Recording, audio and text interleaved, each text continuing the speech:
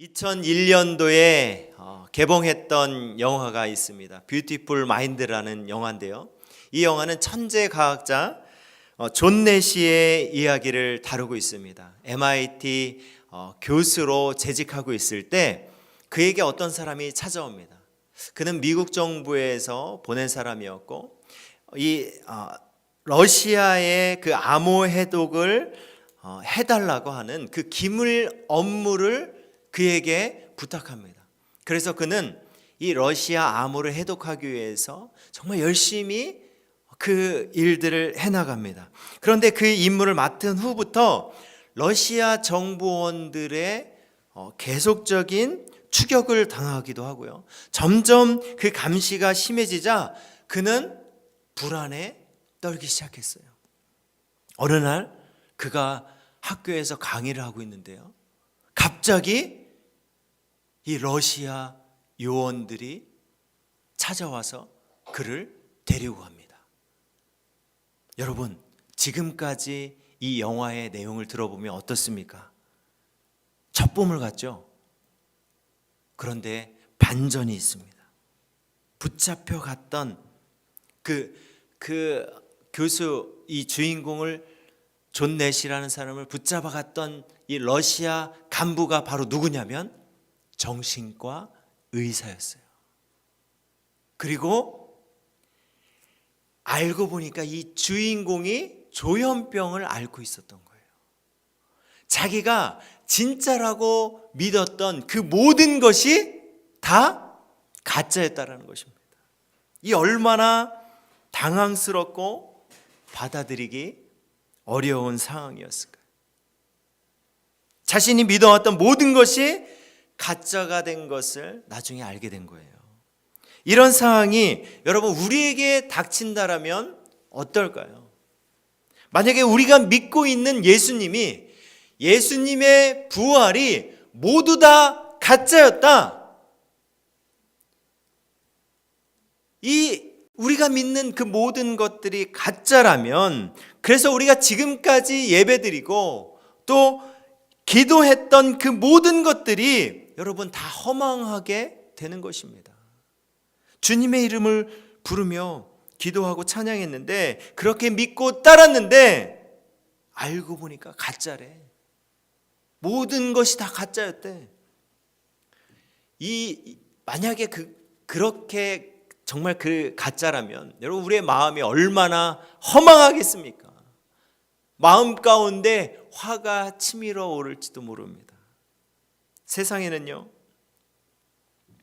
지금도 자기가 구원자라고 말하는 그런 가짜들이 얼마나 많은지 몰라요.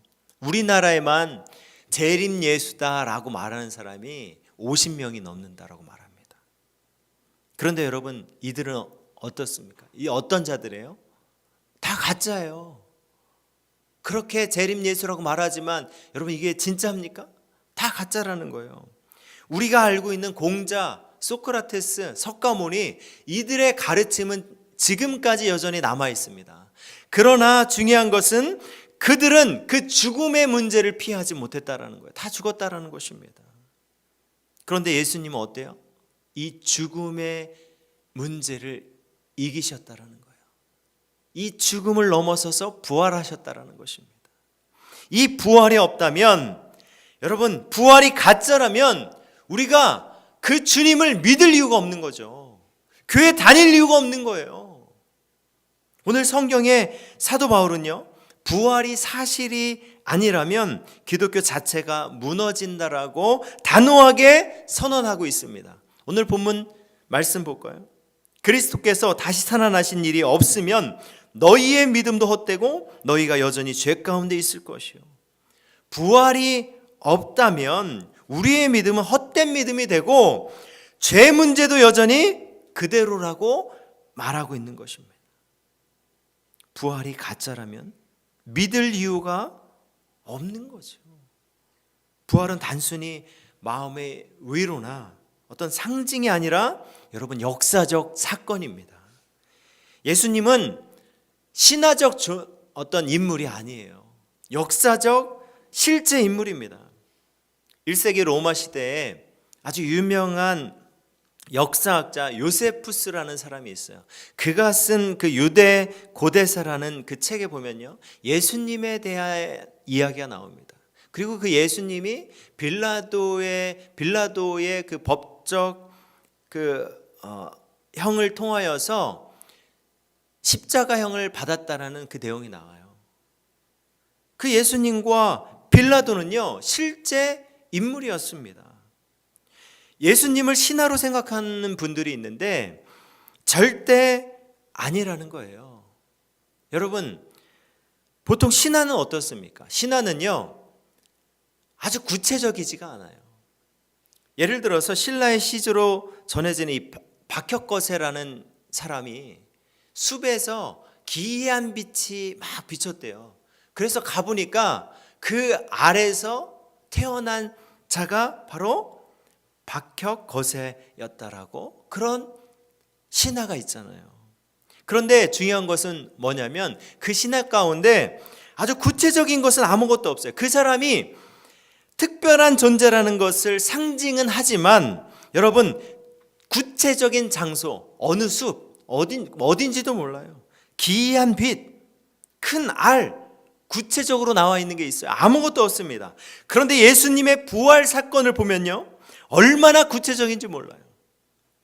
십자가형을 내린 사람은 누구였다고요? 빌라도였습니다. 총독 빌라도였고, 예수님이 십자가형을 받은 장소는 어디입니까? 예루살렘 밖에 골고다라는 곳에서 처형을 당했어요. 무덤은 어디입니까? 이 골고다 인근에 있는 바위 무덤이었어요. 무덤 앞에서 예수님의 시신이 사라진 걸 누가 처음 봤습니까? 바로 막달라 마리아, 갈릴리에서 온 여자들이 처음으로 봤어요. 요한복음 20장 11절 말씀 보면요, 마리아는 무덤 밖에 서서 울고 있더니 울면서 구부려 무덤 안을 들여다보니 실제로 무덤 안을 들여다봤어요. 시체가 없는 거예요. 빈 무덤을 본 사람들까지 여러분 정확합니다.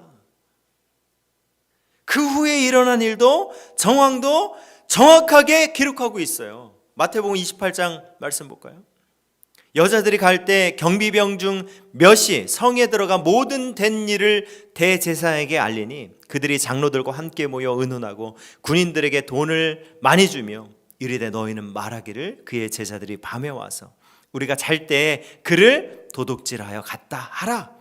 이렇게 거짓말한 것까지 여러분 명확하게, 아주 정확하게 말하고 있습니다.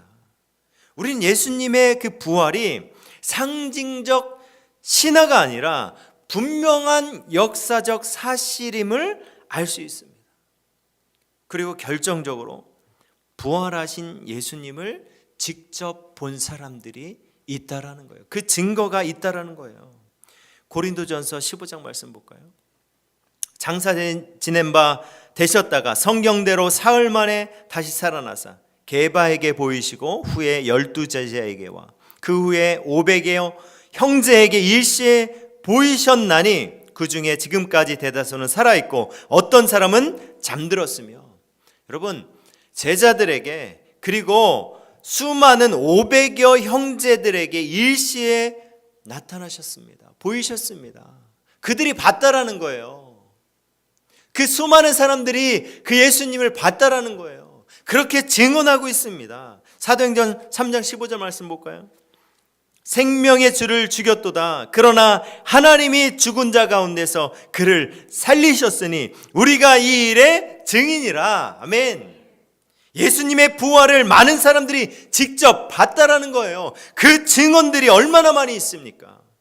그리고 예수님의 부활을 의심하는 이 제자 도마가 손을 내밀어, 예수님이 손을 내밀어 내 옆구리를 만져보라고 하십니다. 또한 갈릴리 바다에서 숯불과 생선과 떡을 준비해서 제자들과 같이 식사하셨어요. 예수님의 부활은요, 단순히 어떤 심리적인 현상이나 희망의 상징이 아니라 역사의 한가운데에서 실제로 그 육신이 살아난 실제 사건이라는 것입니다. 가장 결정적인 증거가 뭔지 아십니까? 바로 제자들이 180도 바뀌었다라는 거예요. 예수님이 붙잡혔을 때 제자들 어떻게 했습니까? 다 도망갔어요. 베드로는 어떻게 했어요? 예수님이 체포당했을 때 두려워서 3번이나 예수님을 부인했습니다. 부활 이후의 제자들의 삶은 어떻게 바뀌었습니까? 예수님이 그 부활, 그 죽음을 이기시고 살아나신 모습을 본 뒤에 그들의 삶은요 완전히 뒤집혀집니다. 예루살렘 군중 앞에서 베드로가 뭐라고 고백합니까? 사도행전 2장 말씀 볼까요? 이 예수를 하나님이 살린지라 우리가 다 이 일의 증인이로다. 사도행전 4장을 보면요, 베드로와 요한이 복음을 전하다가 이 산헤드린 공회원들에게 붙잡힙니다. 그곳에서 신문당하고 이제 더 이상 그 복음을 전하지 말라고 금지 명령을 받아요. 그들이 이렇게 받았을 때 뭐라고 대답하는지 아십니까? 사도행전 4장 18절 말씀 보면요, 그들을 불러 경고하여 도무지 예수의 이름으로 말하지도 말고 가르치지도 말라. 절대 말하지 마. 20절에 뭐라고 해요? 우리는 보고 들은 것을 말하지 아니할 수 없다. 아니, 내가 본 것, 들은 것 어떻게 말 안 할 수가 있냐? 난 보고 들은 대로 말할 수밖에 없다라는 거예요. 제자들이요, 목숨 걸고 자기가 보고 들은 것을 전한 이유가 무엇입니까? 그렇게 예수님이 붙잡혀갔을 땐 다 도망갔는데 그들이 180도 바뀌어서 자신의 목숨을 걸고 복음을 전한 이유가 무엇입니까? 그거 예수님의 부활을 봤기 때문이에요. 그 예수님을 만났기 때문이에요. 그 예수님을 통하여서 죽음마저 이기신 진짜 생명 되시고 구원자 되신 예수님을 봤기 때문입니다. 예수님의 부활이 가짜라면 제자들이 조작된 이야기를 위해 생명을 바치면서 그렇게 복음을 전할 이유가 있었을까요? 아니, 한번 생각해 보세요. 아니, 그 부활이 가짜라면 제자들이 그렇게 다시 모여서 복음을 위해서 살았겠어요? 절대 그러지 않습니다. 금방 흐지부지 되어서 다들 사라졌을 거예요. 그러나 제자들은 실제로 일어난 이 역사적 사건 앞에 이들은 보고 들은 것을 말하지 아니할 수 없었던 것입니다. 부활의 사건을 통해서 제자들은 완전히 바뀌었어요.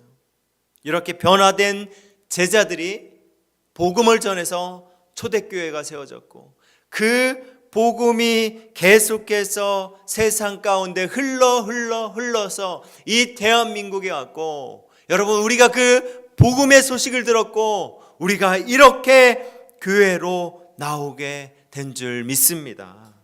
바울이 오늘 본문에서 말하는 것처럼 부활이 없으면 우리의 믿음은 다 헛것입니다. 그냥 좋은 가르침일 뿐이지 그 이상도 그 이하도 아닐 것입니다. 그리고 결정적으로 우리는 죄에서 벗어나지 못한 채 여전히 죄책과 두려움, 절망에 묶여서 허우적대고 있을 것입니다. 이런 우리에게 부활의 사건은 죄와 죽음이 끝났다는 하나님의 확증입니다.